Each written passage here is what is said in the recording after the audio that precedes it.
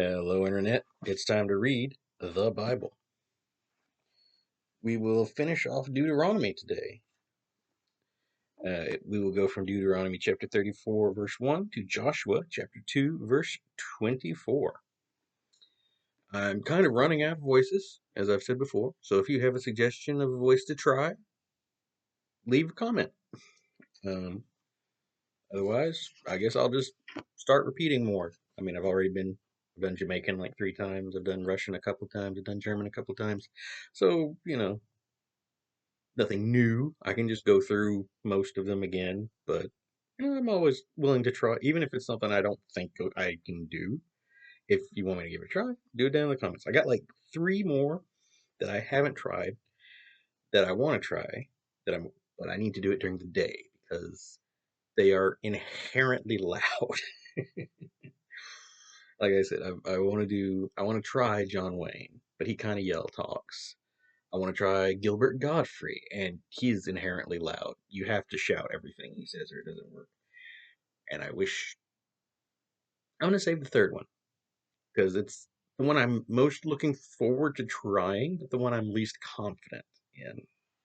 So look forward to that, but who knows how long it'll take because, again, I don't do it in the day very often because it's easier at night when I have plenty of time.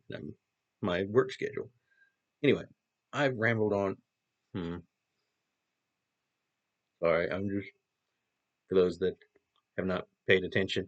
I shaved my beard a few weeks ago, trying out a new trimmer that I got, and it shaved a lot closer than I wanted it to. So I did some stylings, and then my beard, when it's full, perfectly fine, doesn't bother me.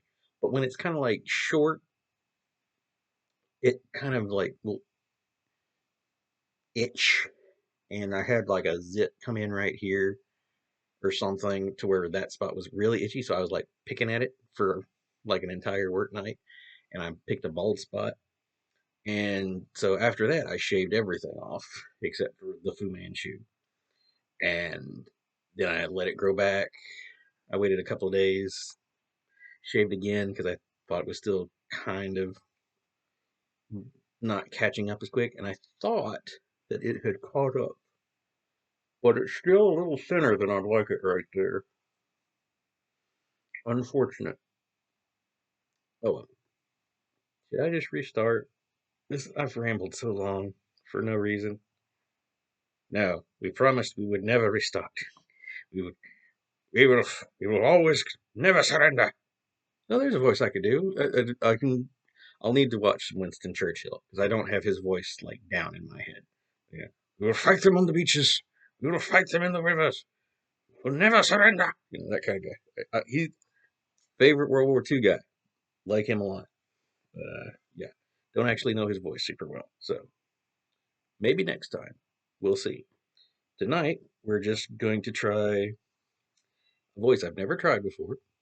We're going to try a kind of standard Native American Indian, not Indian voice. Um, it always bothers me to just say Native American. I know that's the politically correct term, but like I grew up saying Indian, and natives aren't really natives. I mean, most scientists think they came from Asia and down around, and it's not just like one native tribe. There was a whole bunch of different ones. Like I have no problem saying Sioux or Cherokee or Mohican or whatever, that if I know specifically which tribe, but like as a group, they were Indians. That is the name we gave them, which is not a reference to India. Fun fact, it was, I forget the exact thing, but it was Latin for like some phrase that meant children of God, like Los Indios or something like that. I don't know. I'd have to look it up again. India did not get the name until much later. Like the Indians in America already existed. India was like some other country. I forgot what it was called off the top of my head. But yeah, all the stands and stuff over there. So that's a myth that uh, Christopher Columbus thought he was sailing. he had made it to India. He knew he wasn't in India. He didn't know where he was. He gave it a name and knew it was somewhere new and whatnot. Um, sorry, I've completely lost train of thought. Let's read the Bible, shall we? Now that we've spent like 5 minutes rambling on about various things. So again, Indian voice. As Family Guy put it, the wah wah kind, not the ah. And Moses climbed from the plains of Moab to Pisgah Peak in Mount Nebo, across from Jericho, and the Lord pointed out to him the promised land. As they gazed out across Gilead as far as Dan, there is Naphtali, and there is Ephraim and Manasseh, and across there Judah, extending to the Mediterranean Sea. There is the Negeb and Jordan Valley, and Jericho, the city of palm trees, and Zoar. The Lord told him, "It is the promised land," the Lord said to Moses. "I promised Abraham, Isaac, and Jacob that I would give it to their descendants. Now you have seen it, but you will not enter it." So Moses, the disciple of the Lord, died in the land of Moab, as the Lord had said. The Lord buried him in a valley near Beth Peor in Moab, but no one knows the exact place. Moses was 120 years old when he died, yet his eyesight was perfect, and he was strong as a young man. The people of Israel mourned for him for 30 days on the plains of Moab. Joshua, son of Nun, was full of spirit and wisdom, for Moses had laid his hands upon him. So the people of Israel obeyed him and followed the commandments of the Lord had given to Moses. There has never been another prophet like Moses, for the Lord talked to him face to face, and at God's command he performed amazing miracles which have never been equaled. After the death of Moses, the Lord's disciple, God spoke to Moses' assistant, whose name was Joshua, the son of Nun. I believe we have crossed over into the book of Joshua now. Now that my disciple is dead, you are the new leader of Israel. Lead my people across the Jordan River into the promised land. I say to you what I said to Moses. Wherever you go will be part of the land of Israel, all the way from Negeb Desert in the south to the Lebanon mountains in the north, and from the Mediterranean Sea in the west to the Euphrates River in the east, including all the land of the Hittites. No one will be able to oppose you as long as you live, for I will be with you, just as I was with Moses. I will not abandon you or fail to help you. Be strong and brave, for you will be a successful leader of my people, and they shall conquer all the land I promised to their ancestors. You need only to be strong and courageous, to obey the letter every law Moses gave you. For if you are careful to obey every one of them, you will be successful in everything you do. Constantly remind the people about these laws, and you yourself must think about them every day and every night, so that you will be sure to obey all of them. For only then will you succeed. Yes, be bold and strong. Banish fear and doubt. For remember, the Lord your God is with you wherever you go. Then Joshua issued instructions to the leaders of Israel to tell the people to get ready to cross the Jordan River. In 3 days we will go across and conquer and live in the land which God has given us, he told them.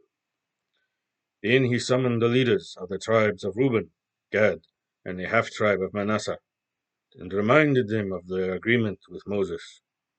The Lord your God has given you a homeland here on the east side of the Jordan River.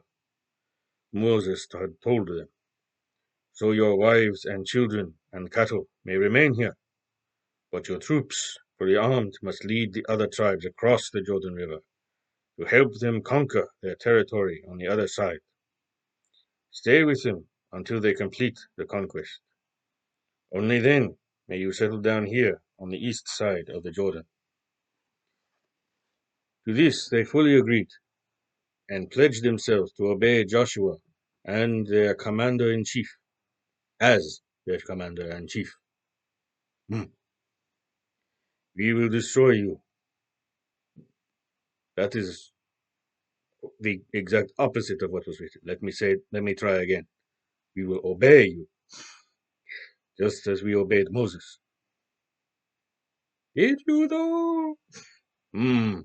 Heap big lie. I'm sorry, I couldn't help myself. Watched Peter Pan too many times. I'm sorry. Anyway,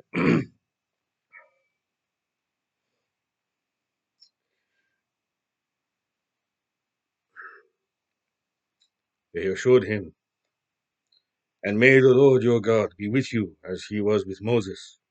If anyone, no matter who, rebels against your commands, he shall die. So lead on with courage and strength. Then Joshua sent 2 spies from the Israeli camp at Acacia to cross the river and check out the situation on the other side, especially at Jericho. They arrived at an inn operated by a woman named Rahab, who was a prostitute.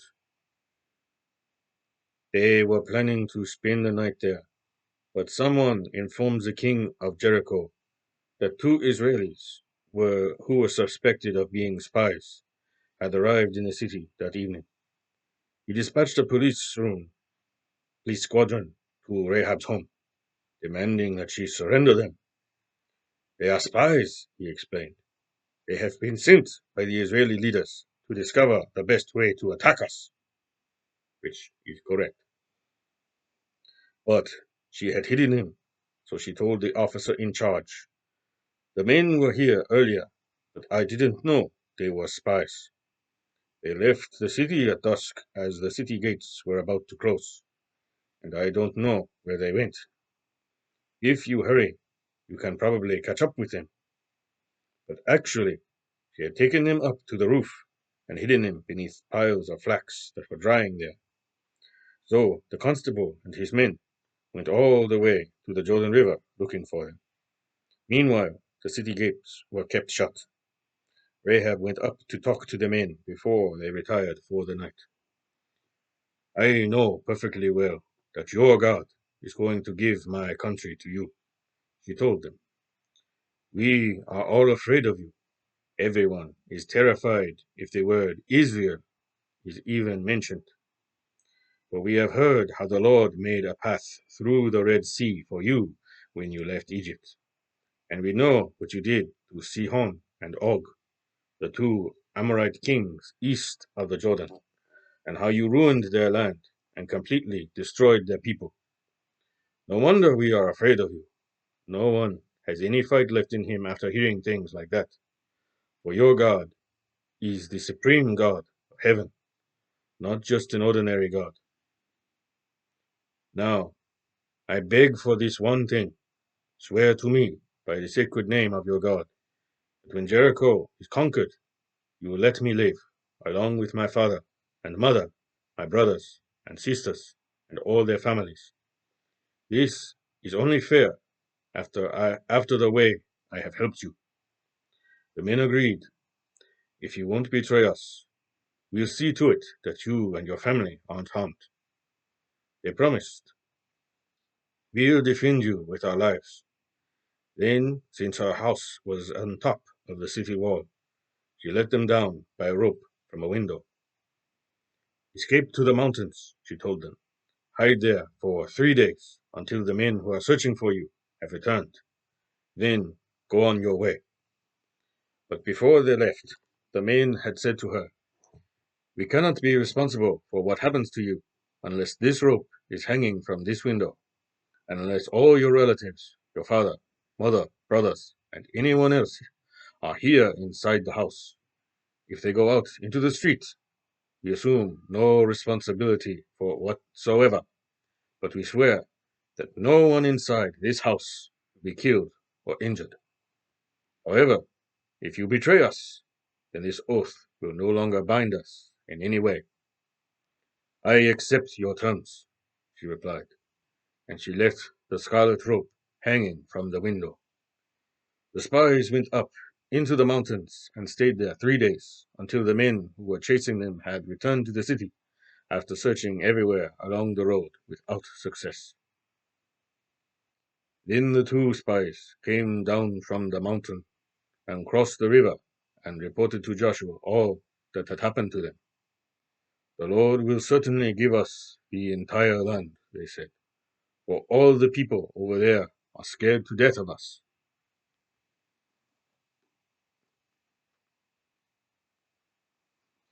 The little book marker was bothering me. Anyway, we have finished the Old Testament reading for now. We now move on to Luke chapter 13, verse 23 to chapter 14, verse 6. Someone asked Jesus, will only a few be saved? And he replied, the door to heaven is narrow. Work hard to get in, for the truth is that many will try to enter, but when the head of the house has locked the door, it will be too late. Then if you stand outside knocking and pleading, Lord, open the door for us, he will reply, I do not know you. But we ate with you, and you taught us in our streets, you will say. And he will reply, I tell you, I don't know you. You can't come in here, guilty as you are. Go away. And there will be great weeping and gnashing of teeth as you stand outside and see Abraham, Isaac, Jacob, and all the prophets within the kingdom of God. For people will come from all over the world to take their places there. And note this, some who are despised now will be greatly honored then, and some who are highly thought of now will be least important then.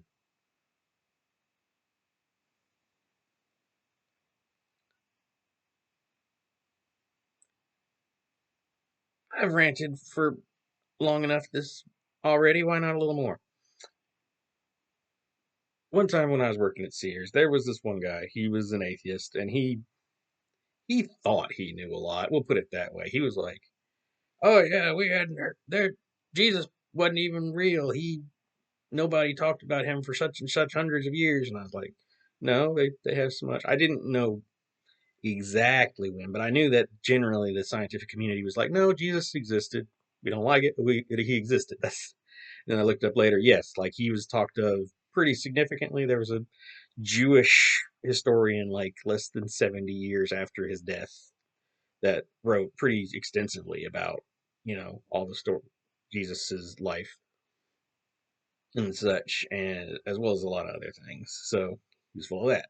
He also said that hell was never mentioned in the Bible. When I was like, well, you know, you have to at least give us this. If we're right, we're trying to convert people to save them from hell. And he's like, oh, hell isn't even mentioned in the Bible. And I'm like, I have heard that the word hell itself is not in either version of the original text. Like the concept of hell is. But like in the Greek, they often use Hades because that's where they thought of the afterlife. And in, I don't know the Jewish word for hell, but the concept of hell is. And so I tried to explain that to him, and they're like, nah, nah. It's like, well, even if you don't think hell, it's literally in the Bible, the concept is, I mean, so many times like weeping and gnashing of teeth is used. There is going to be a separation of those who believe from those that don't. And he's like, just blew me off. And I only talked to him a couple of times, so I assume he still is kind of thinks he's a lot smarter than he actually is. Or maybe he was just trying to throw me off and didn't realize I actually read the Bible. Who knows? So just whenever I read a verse like this that specifically mentions there will be weeping and gnashing of teeth, I think of that. I will try not to mention it every time, but I just thought I'd throw that out. If you have a story of someone trying to convince you the Bible says something it doesn't, put in the comments.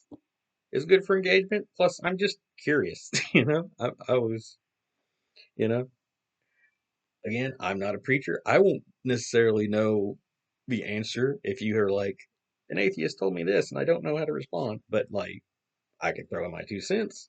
My birth mother watches these and she likes to research, so she can put in a couple of cents.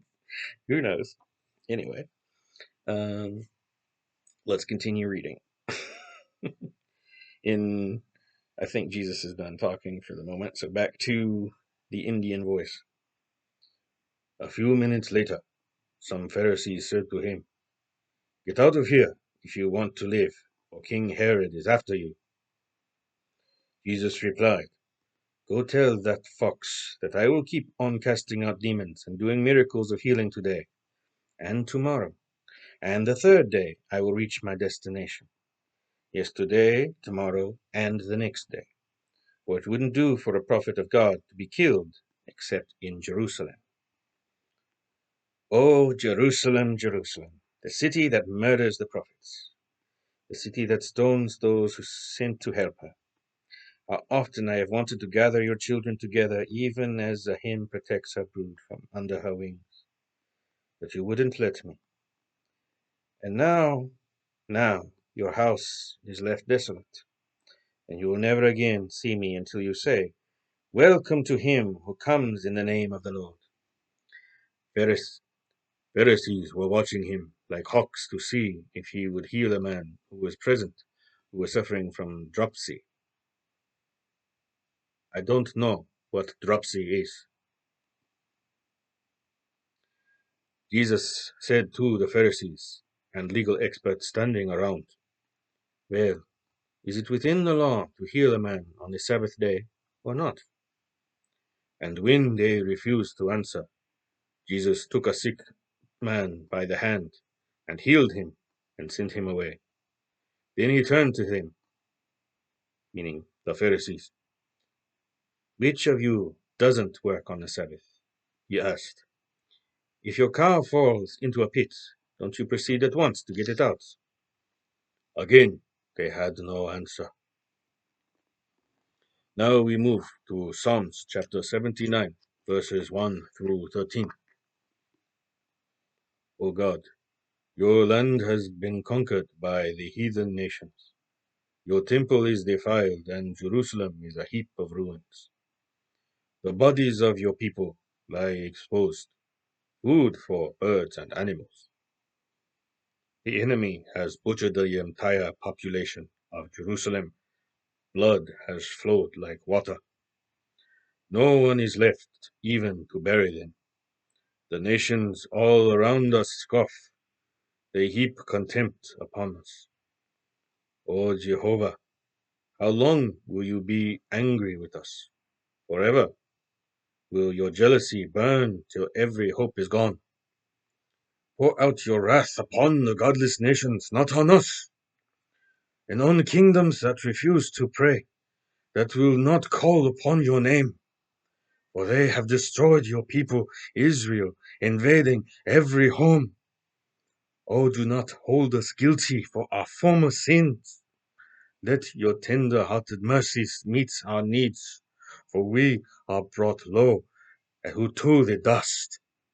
Help us, God of our salvation.